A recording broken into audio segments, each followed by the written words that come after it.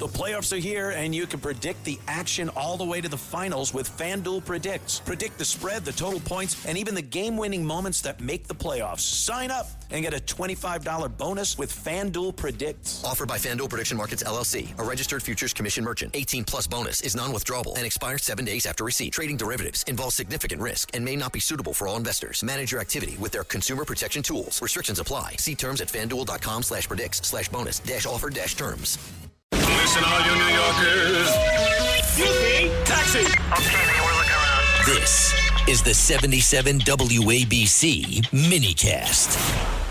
How long are you willing to wait until you get a unified response? Don't rush me, Jeff. Guys like you want to say, so we were in Vietnam for 18 years. We were in Iraq for many, many years. We're in for I don't like to say World War II because that was a biggie. But we were 4.5, almost 5 years in World War II. We were in the Korean War for 7 years. I've been doing this for 6 weeks. And their military is totally defeated. They're outside of the little wise guy ships. I call them the wise guy ships, the little boats that they have running around with guns in them. We'll take them out, too, when we see them. But their Navy is gone. Their Air Force is gone. Their anti-aircraft is gone. All of their anti-aircraft machinery is gone. Maybe they loaded up a little bit during the 2-week hiatus, but we'll knock that out in about 1 day if they did. We've done an amazing job. Their leaders are gone. The leaders are all gone. President Trump says, don't rush me. Leave me alone. Like he said, Vietnam, 18 years, World War II, 5 years, 6 years, the Korean War, Iraq, Afghanistan, forever. I've been doing this for 6 weeks. 6 weeks.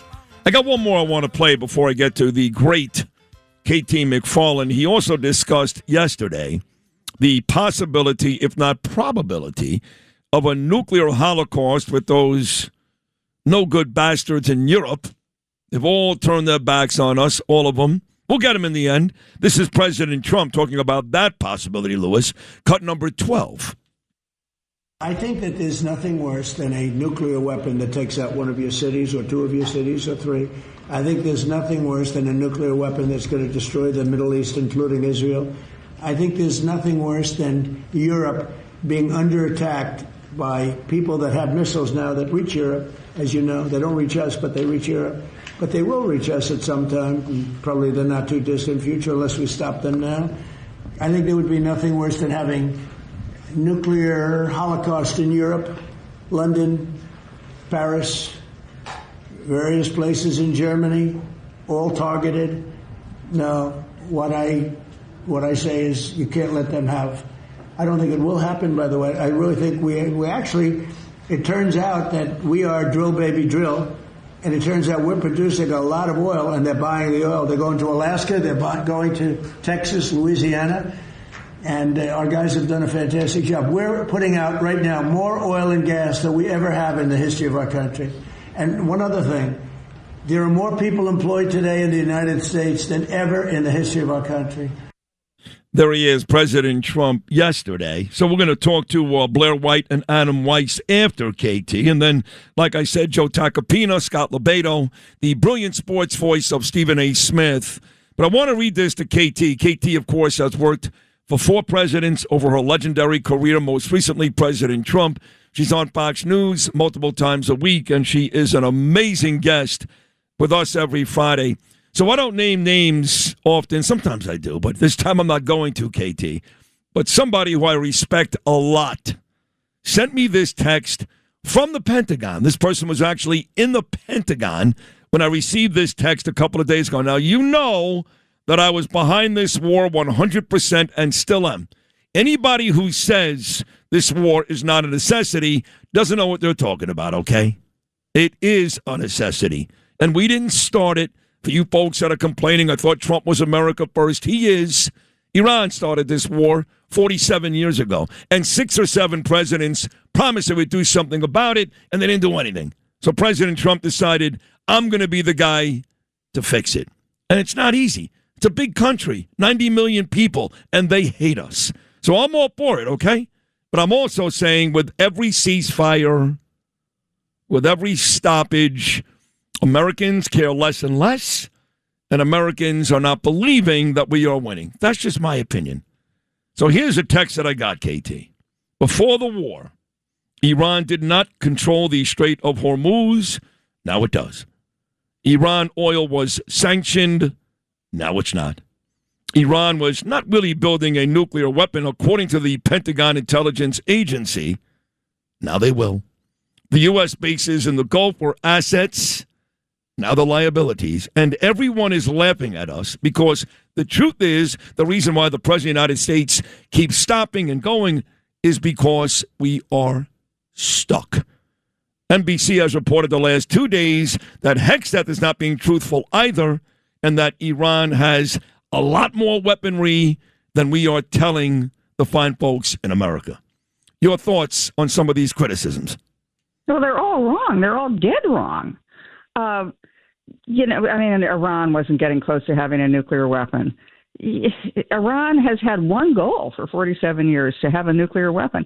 And if you look at what they're doing now and how they're holding the world hostage, when people say, well, they didn't control the Strait of Hormuz, absolutely. They could have turned that thing on and off anytime they wanted. When I was working for President Reagan, they tried to close down the Strait of Hormuz. We shot some ships out of the water, and then they went back to their caves. But so every one of those points is factually incorrect. And the thing that I guess is reinforced to me, the necessity of doing what President Trump did at the 11th hour, is that look at what Iran is willing to do now with the world trade.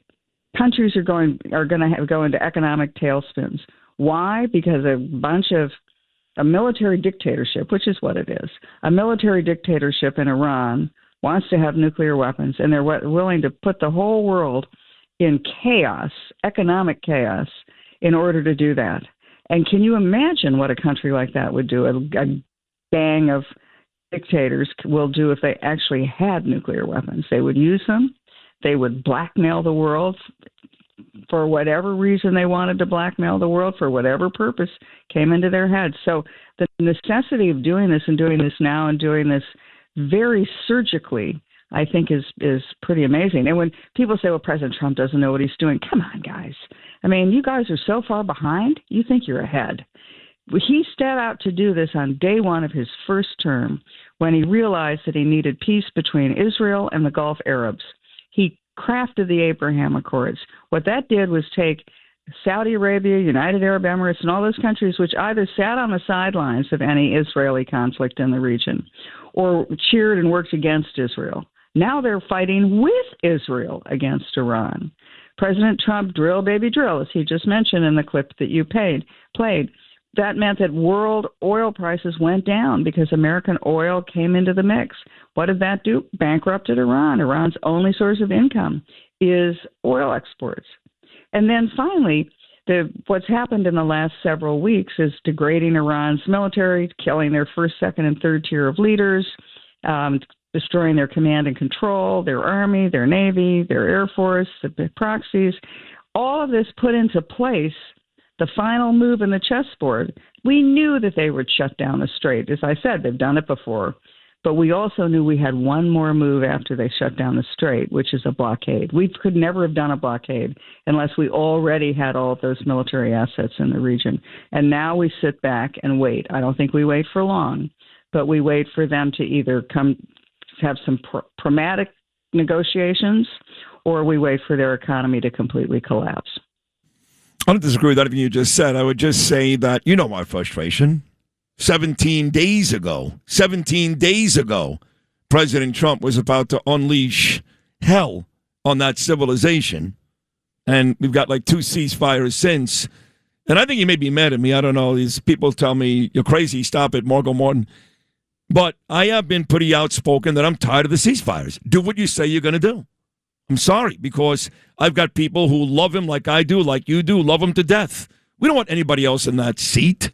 I'm not critical of the president where I'm saying he shouldn't be. I mean, he's the best. He's the best in my lifetime, and thank God he's there. I don't want him to ever leave. I'm going to cry the day he leaves. But I'm getting tired of the ceasefires. You know, you keep threatening people, and you don't do it. And eventually, the Iranians, who don't care anyway, they're not intimidated by any of Trump's threats, they're going to start laughing back. So that's my frustration here. Everything you said is fine. That's all great. But these constant, not today, maybe tomorrow, maybe 4 days, maybe 10 days, maybe 2 weeks. He doesn't want to be rushed, but he's promising the American people one thing on one day, and then it's another story on the next. That part you have to understand. Sure. There are two ways to kill a snake. You can cut off his head, or you can starve him in a cage. And Iran is now in a cage. The cage is the blockade. So let me just go through the economic steps, as the Secretary of Treasury has talked about them, the economic steps that now have started to happen. So Iran is losing $500 million a day in revenue. They're not getting their oil revenue because the tankers aren't full of oil. The tankers are not getting past the blockade. They're not getting consumer goods into Iran because any ships on their way to Iran are not getting through the blockade. So the blockade is preventing only ships going to and from Iran, not anybody else's ships, but just to and from Iran. And so Iran may have some revenues that they could, like a reserve that they could use. The problem is, thanks to Donald Trump, the problem for Iran is that all of those assets are frozen in foreign banks, so they cannot access them. So they're getting no revenue. They're getting no consumer goods. The inflation rate is by the day is clicking up. And within about, period of time, not too long a period of time, Iran is not going to have any income to pay the weapon, to pay their military, to do all the things that their government needs to do to function. Added on top of that is the way oil works. Oil wells, they pump the stuff out of the ground, puts it in a pipeline, goes to Carg Island, and then the pipeline puts the oil into empty tankers. The tankers fill up and go on their merry way, usually to China. None of that's happening now because empty tankers are not getting into Iran.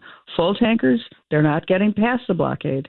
So what's happening is that the oil wells are backing up. You can't just flip a switch and turn off the pipeline.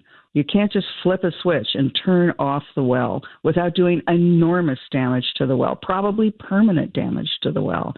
So within a short period of time, starving the snake, Iran is going to have no income and no prospects because in a post-war Iran, the way they would rebuild their country is the revenue they would get.